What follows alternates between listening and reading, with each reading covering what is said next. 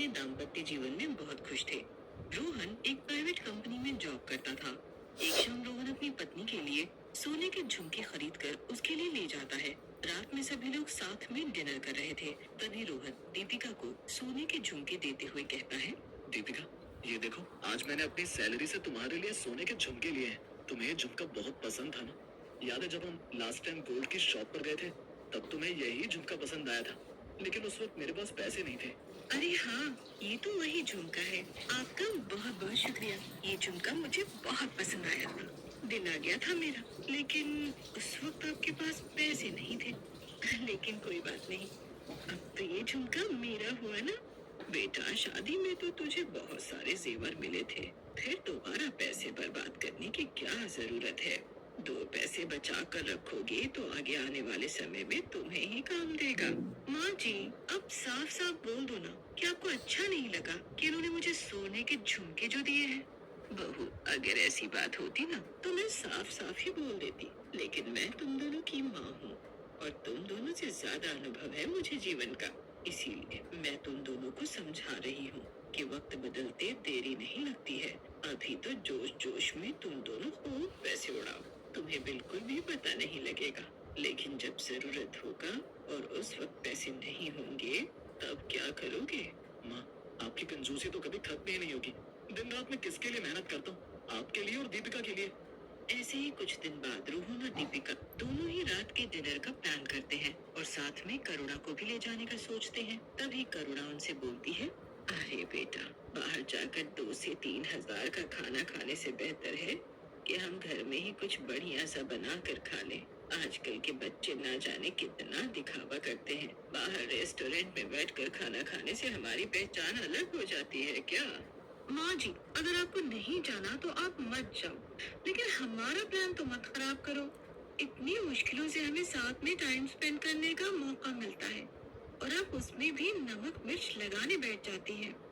बेटा, मैं तुम्हें ये बोल रही हूँ कि अगर टाइम स्पेंड करना ही है तो हम घर में भी कर सकते हैं।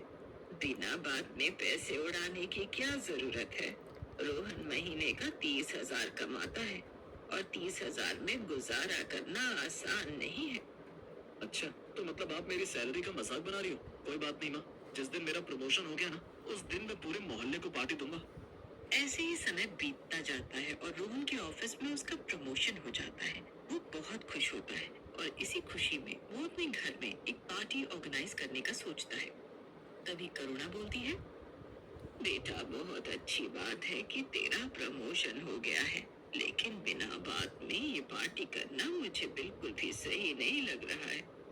बल्कि सच्चे मन से भगवान को शुक्रिया अदा कर ये पार्टी का दिखावा करके क्या साबित करना चाहता है तू? अरे माँ, हाथ धोती है कंजूसी की। आपकी कंजूसी देखकर तो मैं परेशान हो गया। अब मुझे जो करना है आप मुझे करने दो। बेटा, मेरी बात मान तू। जो पैसे तू पार्टी में लगाकर बर्बाद करने की सोच रहा है ना, वही पैसे तू किसी अकाउंट में जाकर जमा कर दे, आगे तेरे काम आएंगे। करुणा की लाख मना करने के बाद भी रोहन और दीपिका को समझ नहीं आता। ऐसे ही मोहन प्रमोशन की खुशी की एक अच्छी सी पार्टी करता है और खूब पैसे खर्चे करता है। ऐसे ही कुछ दिनों बाद रोहन फिर से अपनी पत्नी दीपिका के लिए iPhone 15 Pro खरीद कर ले आता है और उसे फोन देते हुए कहता है, दीपिका, तुम्हें यही फोन चाहिए था ना? देखो, आज मैं तुम्हारे लिए iPhone 15 Pro लेकर आया हूँ। अरे, ये तो बहुत महंगा फोन है ना। सच में आप मेरे लिए बहुत सोचते हैं। जब से मेरी शादी हुई है तब से मेरी हर इच्छा धीरे धीरे पूरी हो रही है। तभी वहाँ दीपिका की सास आती है और बोलती है, रोहन बेटा, आखिर तुझे मेरी बात कब समझ में आएगी? कितनी बार समझाया है कि फालतू में पैसे बर्बाद करने के चक्कर में मत पड़ो। तो पैसे बचा कर चलो, आगे जाकर तुम्हारा भी परिवार बढ़ने वाला है। तो लगता है कि आपको ना हम दोनों का प्यार बिल्कुल भी अच्छा नहीं लगता। तभी तो आप बार बार हम दोनों पति पत्नी के बीच में आ जाती हो। अरे, मेरा पति है, इनका जो दिल करेगा ये वो दिलाएंगे मुझे। आपका क्या जाता है? बहू तो मेरी बेटी है और रोहन मेरा बेटा। तुम दोनों के भले के लिए ही बोलती हूँ मैं। सास की लाख समझाने के बावजूद भी दीपिका और रोहन दोनों को कुछ भी समझ में नहीं आता है। वो दोनों हमेशा फालतू के खर्चे में ही अपना पैसा पानी की तरह बहाते हैं। ऐसे ही एक दिन दीपिका अपने पति रोहन से 50,000 मांगती है और बोलती है, रोहन तुम्हें पता है 6 महीने से मैं पार्लर नहीं गई हूँ, जिस वजह से मेरे बाल और मेरा पूरा फेस खराब हो रहा है। मुझे 50,000 की जरूरत है। क्या? 50,000? ये तो बहुत ज्यादा है यार। अरे तो इसका क्या मतलब है कि तुम मुझे पैसे नहीं दोगे? अरे मैंने मना कब किया? तुम चिंता मत करो, मैं आज शाम को तुम्हें 50,000 रुपए दे दूंगा। कल तुम चली जाना। अच्छा, तुम्हारा बहुत बहुत थैंक यू। माँ जी को मत बताना इस बारे में, क्योंकि अगर उन्हें पता चल गया तो वो फिर से कंजूसी वाला लेक्चर हमें सुनाने लगेंगी। तभी वहाँ पर करुणा आती है और बोलती है, अरे दीपिका, तुझे चिंता करने की जरूरत नहीं है। अब मैं तुम दोनों को बिल्कुल भी नहीं रोकूंगी।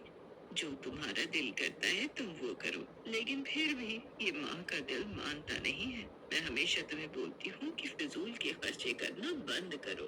वक्त एक जैसा नहीं होता है, कब जीवन में उतार चढ़ाव आ जाए हमें मालूम नहीं होता है। इसीलिए हमें हमेशा अच्छे और बुरे दोनों सिचुएशन के लिए तैयार रहना चाहिए। अरे माँ, तुम बिल्कुल भी टेंशन मत लो, मैं हूं ना, सब कर दूंगा। और वैसे भी अब तो मेरा प्रमोशन हो चुका है, महीने का 60,000 कमाता हूँ, किसी भी चीज की कोई टेंशन नहीं है मेरे पास। ऐसे ही एक दिन रोहन ऑफिस से घर आ रहा था। तभी अचानक रोहन का एक्सीडेंट हो जाता है और उसका एक पैर कट जाता है। इस हादसे से पूरा परिवार टूट चुका था।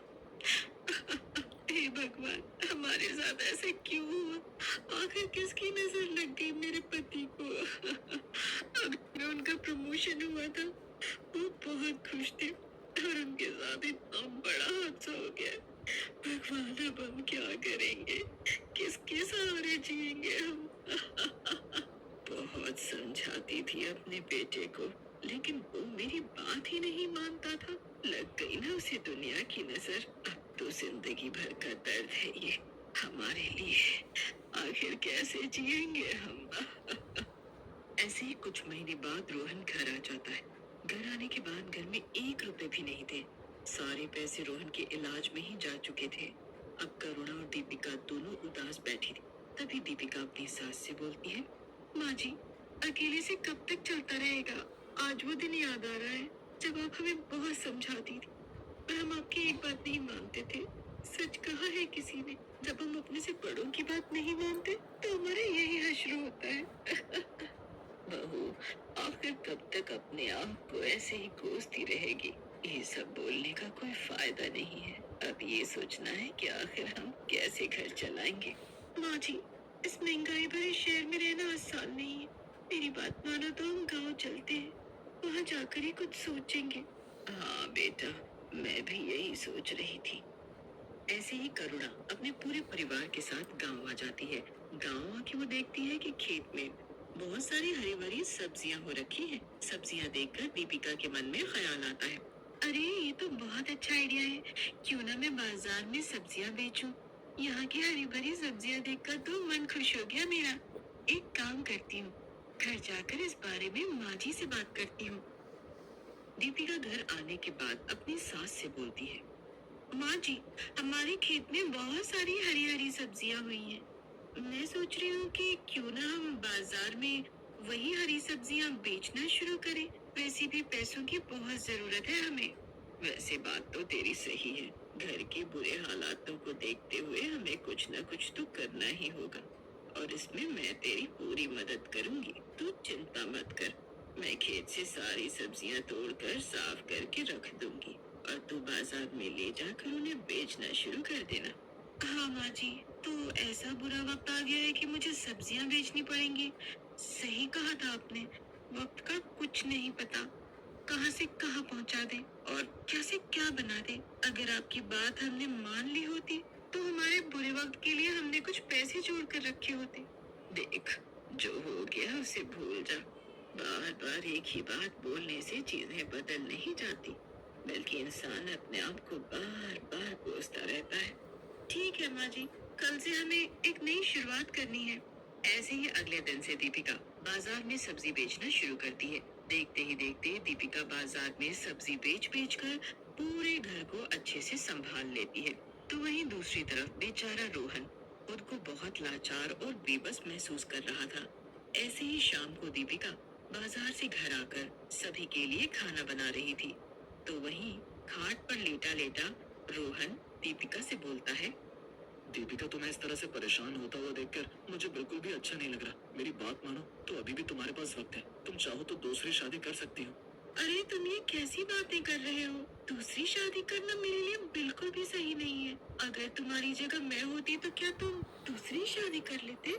देखो, मैं तुम्हें इसलिए बोल रहा हूँ क्योंकि अभी हमारी शादी को सिर्फ 2 साल हुए और हमारे कोई बच्चे भी नहीं है। मेरी बात मानो तो तुम शादी कर लो। अब चाहे कुछ भी हो जाए, मैं हमेशा आपके साथ रहूंगी। ऐसी ही दीपिका अब सब्जी बेच बेच कर पूरे घर को अच्छे से संभाल लेती है। बेची हुई सब्जियों के पैसे से रोहन की दवाइयाँ, साथ में घर का पूरा खर्चा दीपिका अकेले ही संभालती है। ये सब देखकर करुणा को अपनी बहू दीपिका पर बहुत गर्व महसूस होता है। संगीता सामने दीवार पर टंगे